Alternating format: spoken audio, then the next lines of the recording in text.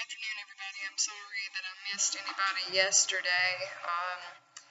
I was in a hurry trying to do 7 different things, and none of which worked out very well. But if I missed you and getting any paper copies to you yesterday, I'm very sorry. I was running behind for the 2 o'clock meeting.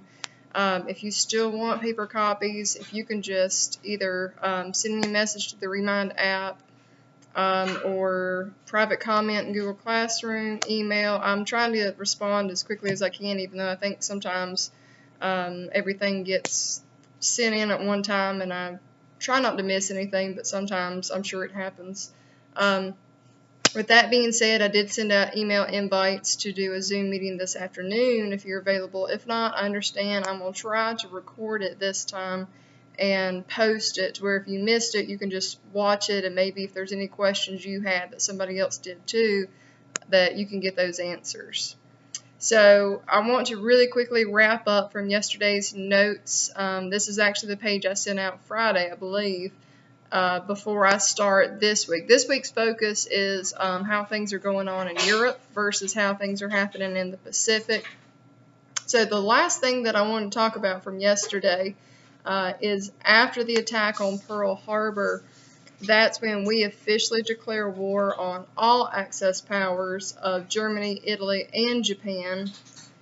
And then from there, again, we start at the draft, very similar to World War I, to where we have women and minorities that are taking over the jobs left over. We still have segregated units, and one of those segregated units is the Tuskegee Airmen, which end up receiving several military honors and medals for their bravery and dedication during World War II.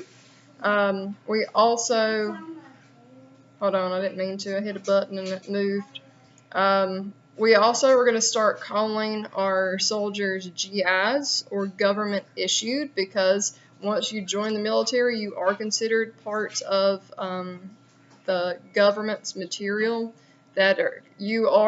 Yes, I realize you're a human being, but you are also now military equipment almost, to where the government is now responsible for you and what happens to you, and they are going to give a lot of benefits for GIs after World War II is over.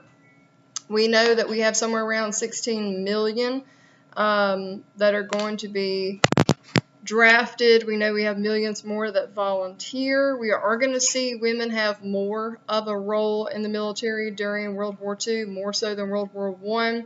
We have the WASP that started up, which is the Women's Auxiliary, I forget what the S stands for, but it's a new program that women are going to be assisting in flying the planes from where they're being built in the factory to actual naval bases and air bases, and delivering them for the pilots to be able to take from there. Very risky, scary business, because they're essentially testing them as soon as they've been built, and a lot of things went wrong, and there were a lot of deaths and accidents that happened. So very, what's the word I'm looking for? Important job, but dangerous job, I guess. All right, so life on the home front. Again, a lot of this is very similar to World War I in that we go back to wartime production. We have our War Industries Board that switches everything over. Again, we're not making vehicles. Now we're making tanks and Jeeps. Jeeps are going to be used heavily during World War II. We're not making cruise ships, making battleships, switching everything over to wartime production. One big thing, and know this for the unit we're going into next week as we get into the Cold War, is that we start up the Manhattan Project, which is the creation of our atomic bomb. Super secrets. We only allow American and British and Canadian scientists. We do not invite Russians into this party. We don't want anybody that is communist to have this type of technology, even though they will create their own later on, and we'll talk about that once we get to it. Radar, sonar, the invention of penicillin, all these major new inventions for World War II that are going to be essential in the winning of World War II. We do have a lot of propaganda that comes out during this time period, very similar to that of World War I, to where we're encouraging everyone to support the war effort. Again, buying those victory bonds, buying those savings bonds, building victory gardens, everybody doing their part, everybody recycling, everybody helping their neighbor. Whatever you don't use, we're going to send to our soldiers overseas. We see Rosie the Riveter being created, even though she herself was not an actual real person.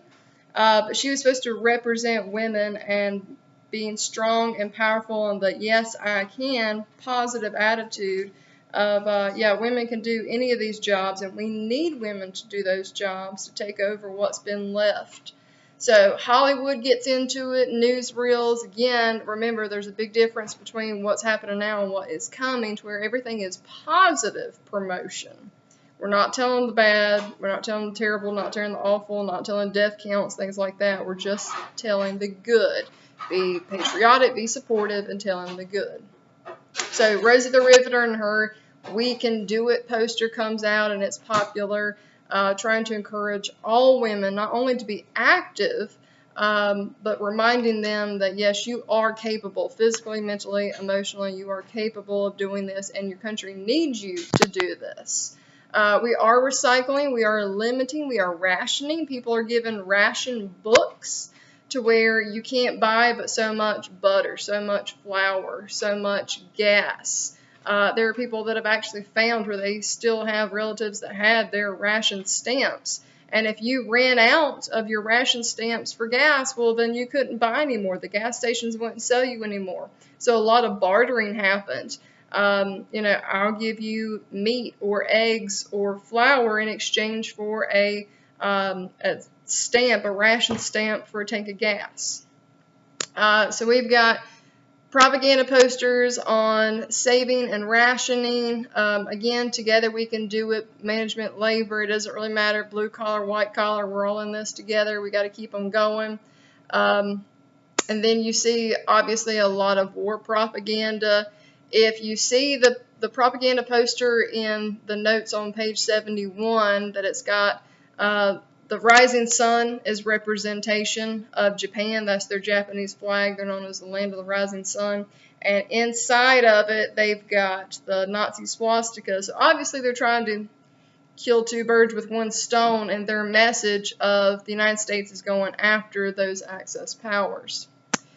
Again, we talked about last time during World War I that anything that has children in it, anything that has flags, that excuse me, the eagle in it, anything that's patriotic is what's going to be in propaganda posters. It says, don't let the shadow touch them, buy war bonds, and the shadow is the Nazi swastika that's supposed to be towering over the innocent children, our future, right? Again, here's another one, ours to fight for, freedom from fear, using children as that innocent. We're trying to protect what we have for the next generation and for tomorrow. United we win. This is trying to bring together. We still have segregation. Segregation hasn't gone anywhere yet.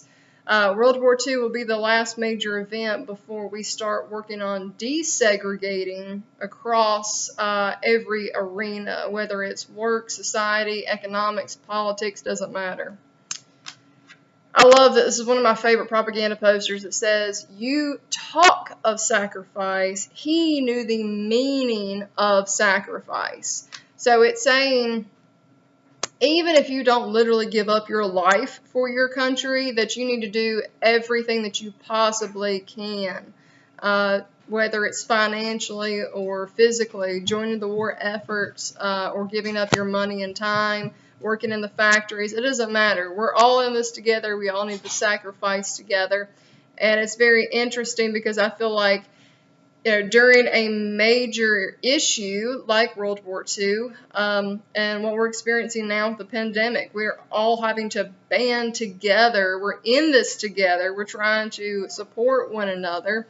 So major events like what we're experiencing now, what happened during World War II, it calls on all of us, not just a few people, right? Dear God, keep them safe by war bonds and stamps. Again, showing children, showing red, white, and blue, being patriotic. Jap, you're next. We'll finish the job. Jap, obviously, is a very negative nickname that was given to Japanese Americans. Very similar to what happened after 9/11. We start profiling. We start assuming that anybody of, and again, I'm referencing 9/11, of Middle Eastern descent has to be a terrorist, has to be part of the terrorist regime.